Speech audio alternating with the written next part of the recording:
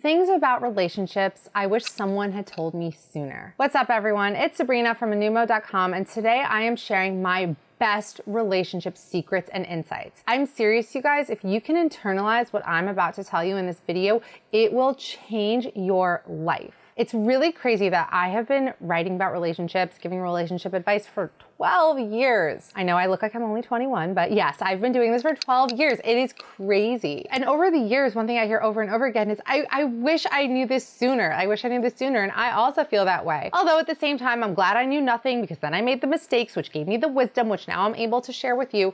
But even still, also everything I'm about to share with you, it doesn't just apply to relationships. These are things you can use in all areas of your life. So really pay attention and make sure you watch until the end.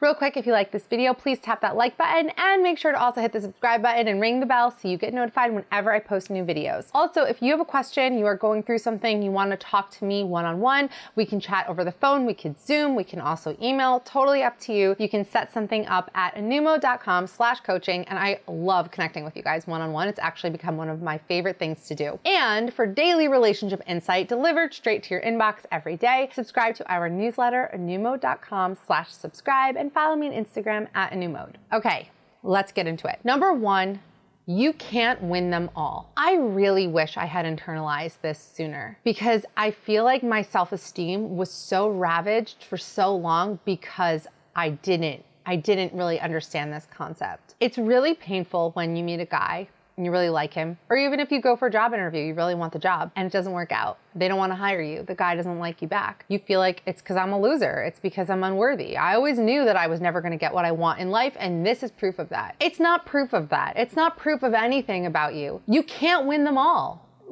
Life just doesn't work like that, unfortunately. And if it did work like that, life would be very boring. And I feel like there are people like that who everything seems to just go right for them. I feel like those people are like lacking depth. No offense to people who have everything just go right for them in their life. I feel like it's the going wrong. It's getting knocked down and getting back up again, like that Chumbawamba song, which I honestly feel like lately has been the soundtrack of my life. If I had to pick a song, it would be that one, because I've been getting knocked down and up again and on and on. And you know what? That is what's the most character building. That's what gives you depth. It's what allows you to be empathetic, compassionate. And aside from all that, it's just so liberating to remind yourself you can't win them all. Not everyone's a match. Not every job that you think that you'd be perfect for thinks that you're the perfect candidate. And that's okay, because maybe that's not meant for you. Maybe you're meant to be doing something else, and that door being closed is just shoving you in another direction. And oh my gosh, I should do a story time on my career and how I ended up doing this, because I had doors being closed in my face left and right. Every opportunity I wanted was a no. And then I ended up creating my own career. Like, how cool is that? We'll talk about that another time. Number two things can be true at the same time. Now, this applies to a lot of things, but let's talk about it in the realm of relationships. So let's say you're going through a breakup, or a guy ghosts you, and you think, well, it means he never cared about me. This guy didn't even care about me enough to properly break up with me. He ghosted me. That just goes to show that I really am worthless. I really am not worthy of being loved or cared about. But two things can be true at the same time. It can be true that he did really like you. You weren't imagining things. You weren't making up some fantasy in your own mind. Yeah, he liked you, but he also realized you guys weren't a match, because he can't win them all, as I said in the previous point. And maybe he was immature and didn't go about it the right way. Or maybe he convinced himself that you were on the same page. You also realized that you guys just weren't a match, and it would be silly to call you up and have this conversation. And we don't need to talk about ghosting and why guys ghost, the psychology of ghosting. I have plenty of videos on that on this channel. It's also true that the guy you were with for so many years did love you, did care about you. He just didn't see a future with you. I know that, like, you feel like you've been conned, you feel like you've been swindled, you feel like you've been hoodwinked. Like, was it all a lie?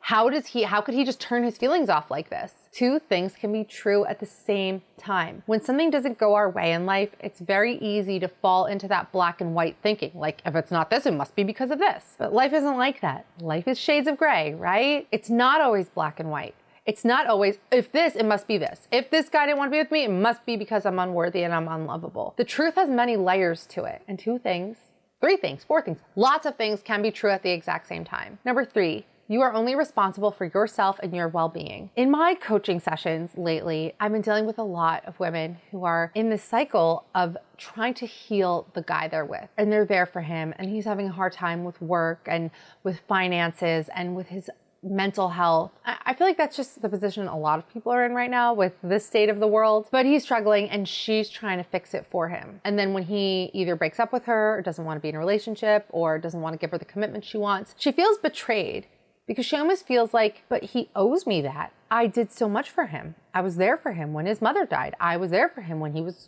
going through this custody battle. I was there for him. I did this for him. I did this. He doesn't owe you anything. The world does not owe you anything. I know this is harsh, but it's gonna help you. Trust me. He doesn't owe you anything. You can't buy someone's loyalty and love and affection. If you're doing all that stuff for him, you did it because you wanted to. That was your choice. And you can't say all men are evil, all men are terrible. They're just gonna break your heart because he didn't reciprocate what you were giving to him, because he didn't reward you with a committed relationship in exchange for your indentured servitude towards him. It's just not how relationships work. You're not responsible for him. You're only responsible for you. A lot of us, I call it the excessive compassion disorder trap, and a lot of women fall into this. And there are reasons for it. Part of it could be, we don't want to face ourselves. It's hard to face ourselves, so we're gonna get immersed in his problems and work on fixing him. A lot of it is an escape. It's dramatic, it's exhilarating. Again, it's just a way for us to forget about our own problems. A lot of the time, it's just a need to feel in control. Maybe throughout our lives, we didn't feel in control. Maybe because it gives us a sense of purpose. Your mission on this earth is to heal this broken man and make him someone dateable. There's a lot of reasons we go for these types of guys. I talk about it in my video on damaged cases. I will link it down below if I remember. There's a lot of reasons behind it, but it's not your job. It's not your role. It's not your role in a relationship to be somebody's therapist. If he wants a therapist, he needs to go and get a therapist. That's not your role in a relationship. Your role is to deal with yourself, manage your mood, manage your trauma, deal with your toxic traits if you have them, which a lot of us do. That's what you need to be focusing on, not fixing him. Number 4, this is piggybacking off the last point, but your time is your responsibility. I saw this viral TikTok video the other day saying that men are so terrible and toxic because they'll say that, they'll use the talking phase as an excuse to break up with a woman. And the woman, the poor woman, she's pouring her heart and soul into this guy. She's doing everything for him. She's investing in him. And then he's just using her to get his ego fixed, to get his ego fuel. And as soon as his ego is nice and plump and hearty, he drops her. And then he says, it's because we're just in the talking phase. And it's very easy to not accept any responsibility for what happens in our lives and to say, yeah, that's his fault. He's so toxic. Men are so terrible. But here's the thing. Your time is your responsibility. If you're doing all that stuff for him, it's because you wanted to. That was your choice. You chose to act like his girlfriend, even though he wasn't your boyfriend. You chose to abandon your friends and to not go on that trip and to not go on girls' night in order to be there for him, even though what was he really doing for you? You chose to invest in him. You chose to cancel your dating apps. You chose to not go out with any other guys who were interested in you, even though you weren't in an exclusive relationship with this guy. Those were your choices. Your time is your responsibility.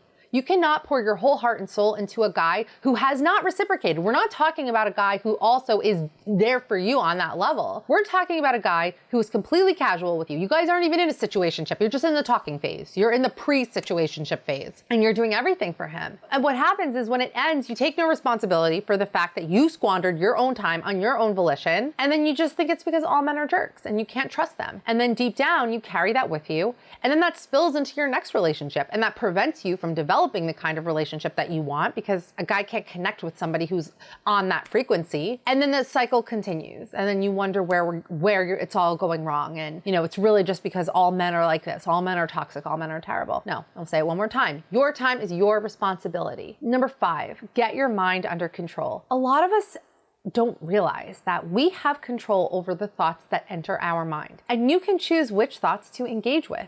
So if you're thinking, I'm going to end up alone, nothing's ever going to work out for me, all men are toxic, all men are jerks, or I'm too fat, I'm too ugly, I'm too whatever, notice the thought and ask yourself, does this thought serve me well? Is this taking me where I want to go in life? And if it's any of those negative thoughts, the answer is going to be no. No, it doesn't serve you well. What is it doing for you? It makes you feel stressed, makes you feel anxious, makes you feel worried, it's not doing anything for you. So this is what I want you to do. I want you to notice the thoughts that enter your mind. Notice them, and then ask yourself the question, does this serve me well? And then if it doesn't, don't engage with the thought. I'm not gonna go down this line of thinking that I'm gonna end up alone, that I'm never gonna find somebody. Because what is it doing for me? What is it doing for me? It is poisoning your mood. It is poisoning your mind. And the thoughts that we think, they vibrate out of us. There's a frequency. There just is. You know when you're in the presence of someone who is insecure, or someone who's depressed, or someone who is anxious, or someone who is overly stressed. You know, you just feel it. You pick up on it. And some people are way more in touch with this than others. Like my husband is an empath and he absorbs everything, and I am like totally emotionally detached, but even I can like pick up on things, you know? He and I are on two totally different ends of the spectrum. You feel it. People pick up on it. You have to be mindful of what is entering your mind. Number 6, if nothing changes, nothing changes. Time doesn't heal all wounds, guys. Time doesn't do anything. Time also passes by so fast. At least like once you're done with high school, because I feel like high school crawls, after that it goes like that. It really does. And time is not going to heal you. It's not. It's the work that you do with time. So if nothing has changed, you haven't done anything to change yourself, your patterns, then nothing in your life is going to change. You have to do a deep dive. You have to look at yourself. You have to look at your patterns. You have to look at who you're choosing to date. And if you want things in your life to change, then you have to make some changes. Otherwise, you're just going to stay stuck exactly where you are. Number 7, like attracts like. This is the most important lesson of all. If all you're attracting is emotionally unavailable guys, then you need to look at ways you're emotionally unavailable. Now, maybe you're thinking, Serena, what are you talking about? I'm not emotionally unavailable. I want a relationship. I'm desperate for a relationship. I'm dying for a relationship. But maybe you are only going after guys who can't give you that, because deep down, you don't think you're worthy of it. Yeah, maybe you want a relationship, but deep down, you don't think you're worthy of it. And the subconscious mind is always looking to prove itself right. So if that's how you feel about yourself, you are only gonna be drawn to people who validate that feeling within you. If all of your relationships are toxic, and I don't ever wanna put the blame on you, but we do need to take responsibility for the things that happen in our life, you need to look at the ways in which you are toxic. Because I can guarantee you are also contributing to that toxic dynamic. Maybe, you guys are fighting all the time, but you're yelling back. You're there too. You're also engaging in the dynamic. And like I said, you're there. You're still there. Why are you there? Because it's fulfilling something within you. You need to look at who you're going after and ask yourself why. Why is it that I only want the emotionally unavailable ones? Why do I only want the damaged ones? Why are all my relationships so toxic? And what am I bringing to this dynamic? How am I contributing to this dynamic? Number 8, if a guy truly likes you, it's gonna take a hell of a lot to talk him out of it. A lot of women just get so worried and nervous because the guy seemed super into them and now he's not. Or now he's like, seems to be losing interest. He seems to be pulling away. They don't know what's going on. And in those cases, it's not that he lost interest, it's that he probably was never interested enough to begin with. So maybe he liked you, but he didn't like you enough. Because when a guy really likes you, it's going to take so much to talk him out of it. He's not gonna stop liking you because you texted too many times in a row, or you used too many emojis, or because you told him that you have strong feelings for him. If a guy truly likes you, you doing those things is gonna make him feel good. It's not gonna make him afraid and make him to start to withdraw and pull away. And if a guy loses interest or gets scared away too quickly from a relationship, don't beat yourself up over what you could have or should have done, because chances are nothing. It's very easy to be in a relationship when everything's going right, when you're on your best behavior, when everything's perfect. But that's not life. Things go wrong. Things go wrong all the time. And you're not always on your best behavior. You're not always that cool, chill, awesome girl to be around. So if you hit a snag or things get tough and he just can't cope, then he just wasn't in it enough to begin with. And you're like, well, things were so great. It's like, okay, great. He was great when things were great, but things are not always gonna be great. The real measure of how good a relationship is how can we withstand the hard times? Because there will always be hard times. Those are my biggest, most valuable pearls of relationship advice. I hope it was helpful. Please share your best relationship tidbits in the comments. I learned just as much from you guys as you learned from me. Hopefully you're learning a lot from me. Make sure to tap that like button, hit the subscribe button, ring the bell, sign up for our newsletter, anewmode.com/subscribe. Follow me on Instagram @anewmode, and I will see you in the next video.